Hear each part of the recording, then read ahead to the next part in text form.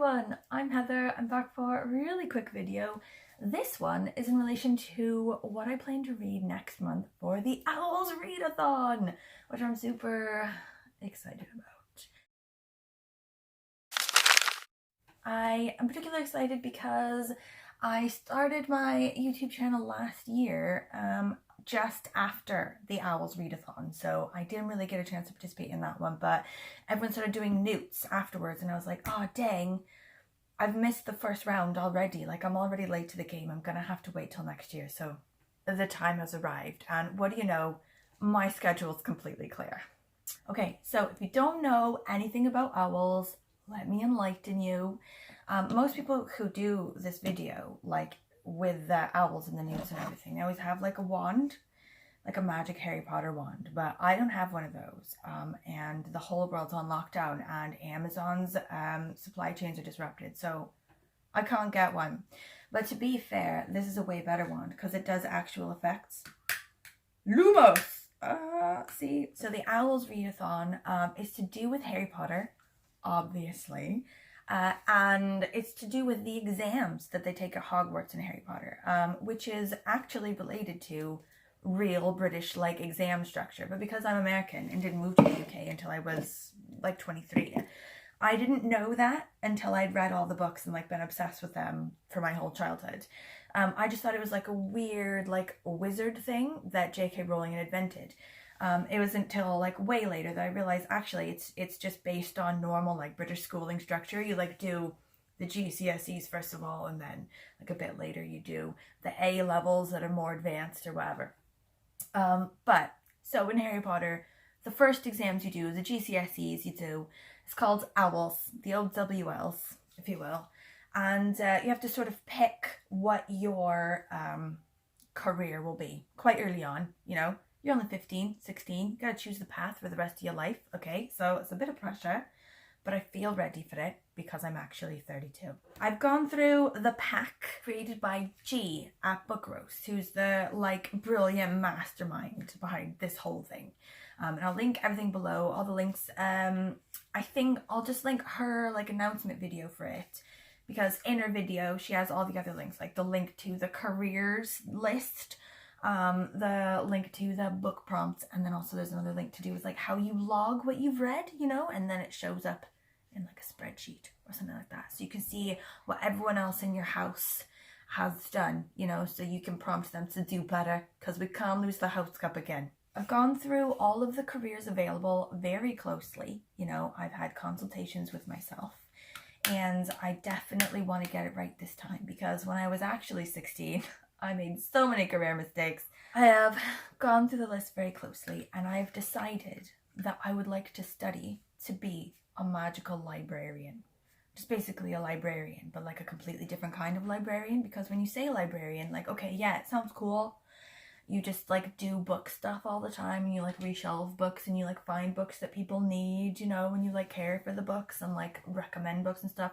Already that's cool, okay? But a magical librarian is so much cooler. It's basically the Indiana Jones of librarians, okay? So it's not messing around. Hundreds of years ago, during the Dark War, many of the most important magical tomes have been scattered all over the world in an attempt to weaken the future generations of witches and wizards. Although the majority of the tomes have now been discovered and transcribed, some of the rarest tomes are still out there. Thus, alongside assisting witches and wizards with their material and taking care of the library, okay, like I said, one of the main tasks of a librarian is to seek and hunt the lost tomes of knowledge. Often confused with Muggle career of the same name. Ugh, who would do that? Librarian's job is extremely dangerous. Books are the single most important means of our education, and the task of guarding, distributing, and hunting of magical tomes is not to be taken lightly. This is a position for the adventurous at heart. It's very dangerous, okay? There's a bunch of other stuff there, but I'll like leave it. Basically, I'm gonna be the Indiana Jones of librarianing, and it's gonna be amazing. But first, I have to pass my exams. And the exams are shown also on this page. I need to get good grades in Ancient Runes, Arithmancy, Defense Against the Dark Arts, History of Magic, and Transfiguration.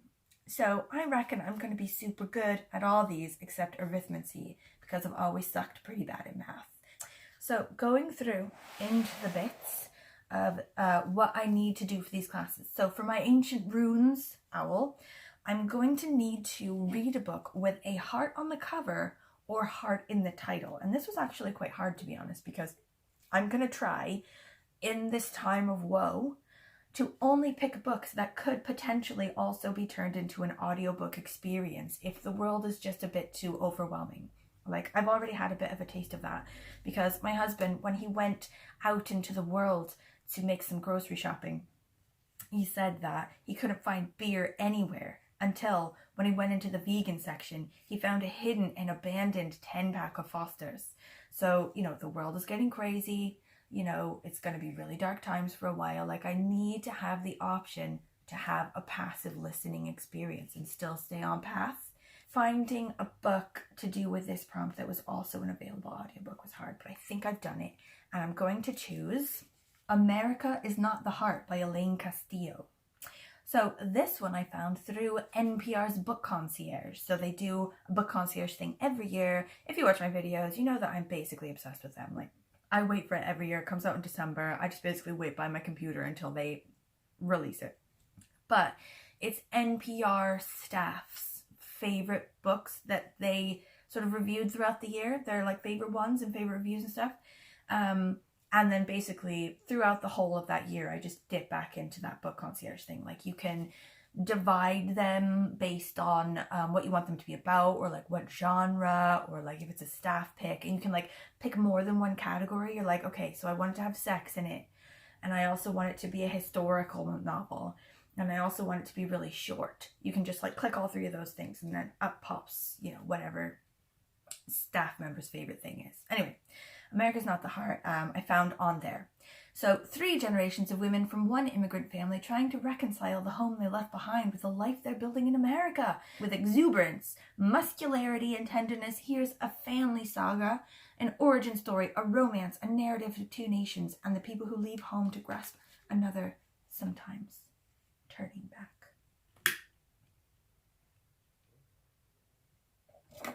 Next one, arithmancy. I need to read a book. It's like a sort of opposites angle, like a 2 and 1, blah blah. Anyway, outside of my favorite genre is the book that I need to read, and I don't really have a favorite genre, I think, because I just read like whatever popular crap has come out. Like, I'm quite shallow like that. But I think, sort of not taking into account really what I choose to read, but what I choose to give like 5 stars, like things I tend to enjoy most after I've read them, I think tends to be like quite dramatic fiction, like not comedy, you know, not like nonfiction, blah, blah, but like, you know, hard-hitting, like emotional dramatic fiction, I think always gets like a pretty good starage from me.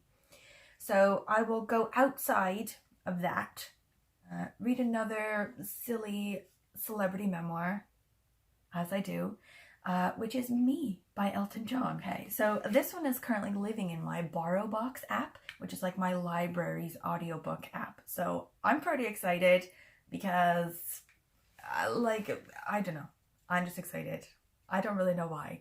Like, my mate Grant read this book and he said, it's amazing, you know, like, he's an icon. I'm excited. His only official autobiography, music icon Elton John writes about his extraordinary life, which is also the subject of the film Rocket Man. Life has been full of drama, from the early rejection of his work with songwriting partner Bernie Taupin to spinning out of control as a chart-topping superstar. From half-heartedly trying to drown himself in his LA swimming pool to disco dancing with the Queen, from friendships with Lennon John, Freddie Mercury, George Michael, to setting up his AIDS foundation. All the while, Elton was hiding a drug addiction that would grip him for over a decade. Oh man. Okay. So the next one I have to do is Defense Against the Dark Arts. I reckon I'll be really good at this subject because I'm very fierce. You know, I have a very resting, fierce face. Okay, I'm very good under pressure, you know, I'm very stoic, you know, I reckon, you know, I reckon I'll be so good at Defense Against the Dark Arts. And for this one, I forget how, but vaguely related to the sea or the coast. I don't remember how it is that that's Defense Against the Dark Arts. I'm gonna have to look. Okay, Defense Against the Dark Arts, we're studying in that Grindylows, which are like an evil sort of creature, and they live in the ocean. And that's why you have to read a book. Okay, I get it. To do with the sea or the coast. Right, okay. Anyway, so for this one, I'm going to read Mudlark, which I'm so excited about. I've been trying to read this book for ages since it came out. It's by Laura Makelem, but I follow this lady on Instagram and her stuff is awesome. What she does is she's one of these Mudlark guys who like goes around on like the banks of the Thames in London and sort of outside London and stuff, and finds crap that's stuck in like the muds there, or like the sort of mud flat bits or whatever. There's loads of crap stuck in there. Like if you think like regular habitation in that area since Londinium, like the Romans, you know, like since then people have been losing their crap in the Thames, you know, and it's just been sucked into this mud bit and stuck, and it sort of like keeps revealing itself. So she just spends all her time like wandering about the like banks of the Thames and finding all this really cool crap. Like she's found like loads of Victorian shit, loads of like Georgian shit, like even older shit. Like she found I think Roman stuff once. Like she's always posting like stuff she's found, and some of it is crazy. And also it's an amazing history lesson because, you know, when you look at most historical things or like accounts or history lessons or whatever, it's always big things, you know, big important people doing big important things. It's not just like little, like, you know, unimportant people making food, you know, but she, obviously the stuff that she finds on the Thames isn't big important stuff. It's like bits of stuff from people trying to make food, you know, and then she'd be like, oh, little known fact, people tried to make food out of this in the 18th century, you know, and you're like, what? That obviously wasn't going to work. I'm super excited about that. Like, the problem with this one, so I have the audiobook already. I got it on like an Audible sale. But the problem with that is that I'm going to miss out on all the pictures. So I'm hoping there's going to be some way, like some attachment on Audible, or like, I don't know, maybe after all of this craziness is over and my library reopens, if no one is like completely bankrupt, I'll be able to sort of get it and just look through the photos lightly. Or I may just totally fuck that off and like while I'm listening to the audiobook also go through her Instagram so I feel like I'm getting the pictures. Like these are dark times. We have to learn to improvise. So my next one is History of Magic, which I'm obviously going to be amazing at because I'm so good at history. Okay, and also my flaming wand shows how good I am at magic. For this one, you have to read a book that's to do with witches or wizards, obviously.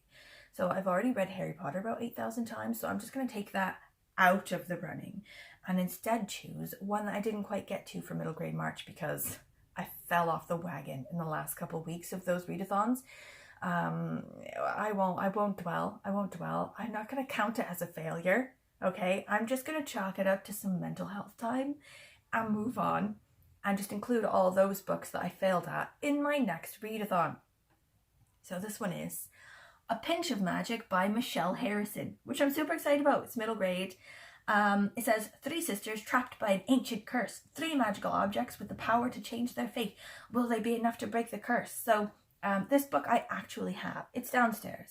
And who needs to walk all the way downstairs to get a book for now? So I'm not going to do that.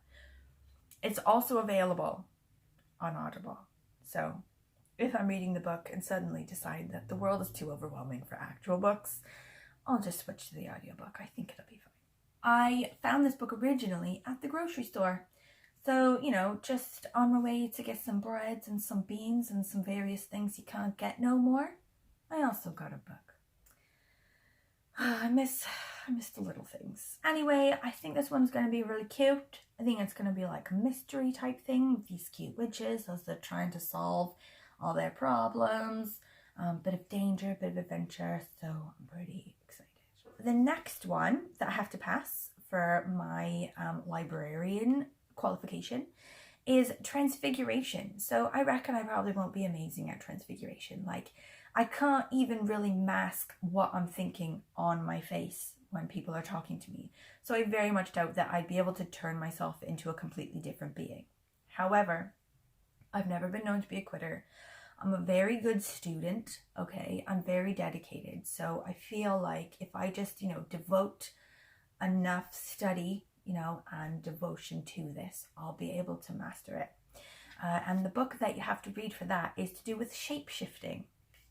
So I'm obviously not reading Twilight again because I'm like roughly 15 years older than the last time I read that. But I think I found another one that I'm pretty excited about reading anyway. And this is one that I have as a library book that I've had for ages as a library book because the libraries are now shut and won't let me give it back. So Tina on Valentina Garcia channel, she read this and said it was pretty good, wasn't bad. So I'm gonna definitely give it a go. It's called The Golem and the Jinni. And I'm not sure 100% if it relates fully to the shape-shifting. I think it does.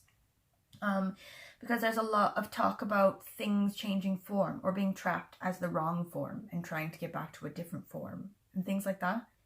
This one is by Helene Wacker, or Helene Wacker, I don't know. Chava is a golem, a creature made of clay, brought to life by a disgraced rabbi who dabbles in dark Kabbalistic magic. Created to be the wife of a man who dies at sea on the voyage from Poland, Chava is unmoored and adrift as the ship arrives in New York Harbor in 1899. Ahmad is a Jinni, a being of fire born into the ancient Syrian desert, trapped in an old copper flask and released in New York City, though still not entirely free. Ahmad and Chava become unlikely friends and soulmates with a mystical connection. Marvelous, impulsively readable, Helene Wacker's debut novel, blah blah blah, weaves strands of Yiddish and Middle Eastern literature. Magical fable. Anyway, I'm pretty excited about that one, to be honest. Like, it's quite thick. Like, also it's in the other room, and like, I'm not gonna do that. But I think that's the only thing that's gonna hold me back. Like, I might need to also make that into an Audible experience. Okay, so that was all the qualifications I need to be a librarian. So there's only 5 books that I need to read in order to get that qualification for now. Then there's newts as well. So there's a whole nother thing. Like, when you look on the list of the things you're supposed to get, each qualification sheet shows the owls that you need to get and then also the newts. So like the A-level version sort of later. I think it happens in August. That's part of another readathon in August. So, I'll have something else to do as well. But that's Ancient Runes, Defense Against the Dark Arts, and History of Magic, which are all things that I'm pretty sure I'm going to be amazing at, so I don't need to worry. However, you can get these like side qualifications. So it's not just to do with like your degree or whatever that you need moving forward into your professional life, but it's like extra side things, like if you think about your normal life. You have a degree in, childcare or whatever, but you probably also need to have like a special driver's license to do with driving a minibus, because that's going to sort of like pair in with it, but it's still like a qualification you have to get on the side. It's not part of any degree. So there's also things like this. And I've gone through a couple of them. I don't want to like burden myself too heavily because, I'm in a fragile state of mind. But I did find one that I think might be very important in, creating the life that I want now as the new Indiana Jones of libraries. And it is to learn to operate locomotive trains. Okay, so like come into my vision now, see? There's very important books to be saved, like that guy in Timbuktu who had to save all of his whole like a mass Timbuktu library from like invading terrorists and stuff.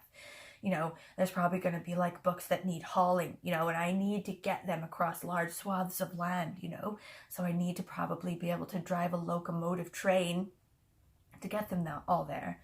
Also, like, let's say I'm on the train with all the books, and like all of the dark arts, like villains and stuff who want the books, they attack the train, right? I'm gonna need to have special skills about how to stop and maneuver the train, to save all the books from the evil people, and also to keep us from falling off the edges of bridges that have suddenly dissolved, or like broken apart in the middle, which always seems to happen in situations like this. Okay, so to get my locomotive driver's license, if you will, I need to study another qualification for Defense Against the Dark Arts and Muggle Studies. Defense Against the Dark Arts being a sea coast thing, as previously mentioned. I'm going to read another one to do with that, hopefully. Like, we'll see. But I reckon the plan at the minute is to read another one. And this one's going to be Mr. Midshipman Hornblower, okay? By C.S. Forster. Okay, so I love these shows, right? Like the Hornblower shows from the 90s, I think. I love them so much. And I've never read the books, but I've always wanted to. And I feel like this is the best time. So if you've not seen the show, it's amazing. It has Ewan Griffith in it, pretending to be English. And he does very well. He's sort of early 19th century, like late 18th century-ish, like sailor for the British Army. So he does a lot of like sailing the seas, you know, fighting the French. Loads of weird things always happen. There's always like some sort of deserted island or some sort of mutiny on the boat or something, and he's always promoted up through the ranks by people dying and jumping ship and like what have you. Anyway, I don't know if it's because it's Ewan Griffith and I have a huge crush on him and he's gorgeous, or if it's like the actual adventure that I feel so strongly toward, but I love that show and I'm hoping that the books are going to be just as good. Anyway, I have found the first book of it. I found all the books actually, but I found it on BorrowBox. But because like quarantine is hitting people so hard and they're like dipping hard into the BorrowBox, before the Hornblowers were some of the few ones you didn't have to put on hold before listening to. But now, like, everyone's invading my territory, man. Like, Bert like texted earlier to say, Jesus, like the amount of stuff left that you can just have immediately on BorrowBox has become really grim. Like, there's nothing left. The world is going crazy. Okay, no beans, no bread, no beer, no terrible audiobooks on BorrowBox. So I resent it a bit. I've had to get into a queue to listen to Hornblower, but I don't think it's going to be a very long queue. Like the estimated date is mid-April, which is perfectly acceptable because it's going to take me all month to read these anyway. But anyway, and the next one that I need to read in order to get my locomotive driver license is a Muggle Studies qualification. I need to read a contemporary novel or a contemporary book to do with a perspective of a Muggle, you know, which is very good studying because who knows what the Muggles are thinking nowadays. Like they obviously don't understand all of our magical stuff. So for that, I'm going to read O.W.L.s by Emma Jane Unsworth. I heard about this one on NPR as well, not the Book Concierge, but like a recently like released review. So I think this book just came out. And it looks really like sort of funny, like a bit sort of, I don't know, Bridget Jonesy-ish. Do you know what I mean? Like I don't think it's a diary. I think it's just this girl in her 30s just like desperately trying to be an adult in a world that just won't allow it. Like hard relate. I'm pretty excited about it. It says it's deliciously candid and gloriously heartfelt. I'm excited, you know, something upbeat, you know. It doesn't really take a whole lot of thinking. I'm for it. I'm down.